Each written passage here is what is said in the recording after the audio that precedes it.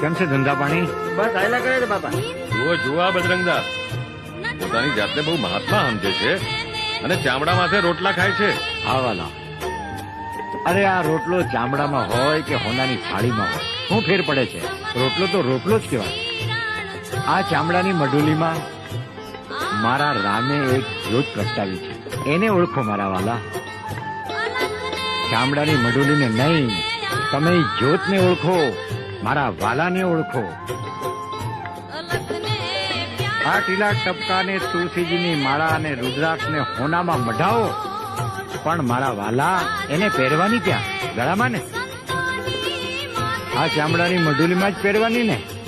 તો વાલા એ ચામડું ને આ ચામડું, એમાં કોઈ ફેર પડતો નથી. જેને ભાઈ મારા રામને ઓળખવો હોય એને આ મારી અરજ છે.